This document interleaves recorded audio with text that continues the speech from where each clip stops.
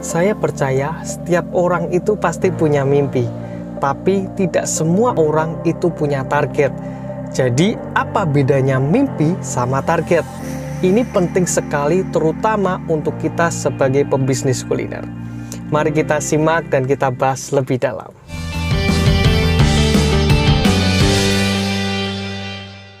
Oke, seperti yang saya sampaikan di awal, saya ingin sekali mengangkat satu topik, yaitu apa bedanya mimpi dengan target. Dan ini merupakan kesimpulan dari beberapa buku yang saya baca dan dari beberapa obrolan dengan teman-teman sesama pebisnis kuliner.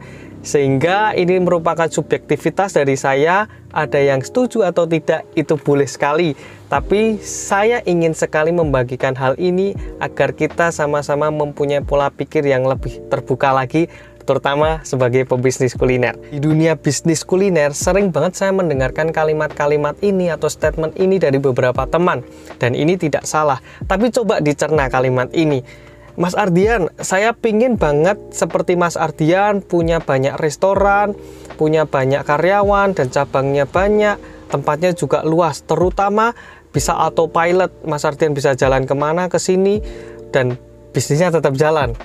Itu kalimat yang menurut saya adalah sebuah mimpi. Beda perkara kalimat atau statement yang seperti ini.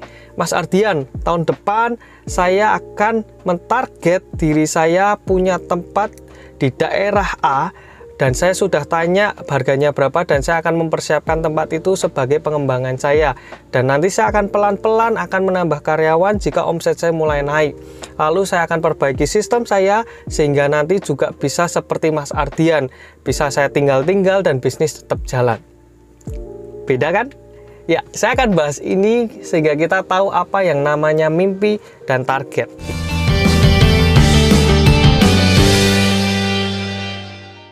Kalau mimpi itu tidak ada batas waktu yang jelas. Tapi kalau target ada batas waktu yang ditarget dan jelas.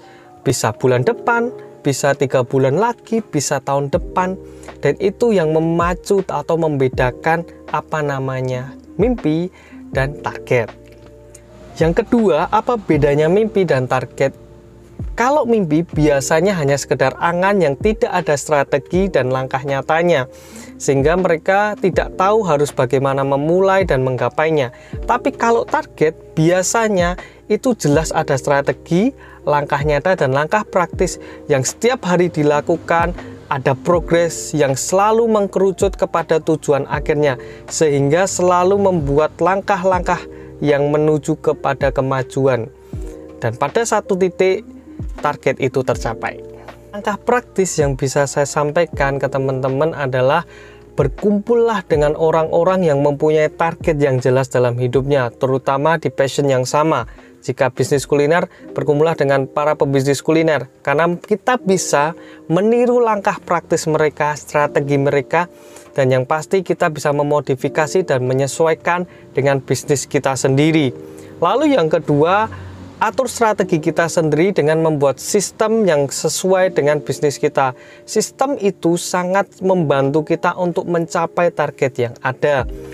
Lalu, buatlah deadline di setiap target kita, sehingga itu bisa membuat kita lebih semangat lagi untuk menggapainya. Setidaknya, jika deadline itu tidak tercapai, tapi kita sudah melakukan secara maksimal semua strategi dan langkah kita, saya percaya akan ada progres yang baik untuk bisnis kita. Jadi itu adalah hal yang positif. Setidaknya jika deadline itu tidak tercapai waktu itu, akan tercapai di waktu lain. Karena kita masih memperjuangkan dan meneruskan langkah-langkah kita untuk mencapainya. Itu penting banget, sehingga ini bisa menjadi bekal kita merubah cara pikir kita dari seorang yang cuma bermimpi menjadi seorang yang punya target yang jelas. Jadi dari pembahasan ini, saya hanya ingin men-sharingkan dari apa yang saya dapat untuk kita sebagai pebisnis kuliner mulai bisa membedakan apa yang namanya mimpi dan target, dan kita mulai merubah cara pikir kita untuk menggantikan yang namanya mimpi menjadi target, sehingga ada langkah praktis, strategi yang hebat untuk mencapai itu semua. Saya yakini setiap bisnis kita, terutama bisnis kuliner, itu semua bisa besar dan berkembang, tergantung kitanya. Saya rasa cukup untuk sharing kali ini.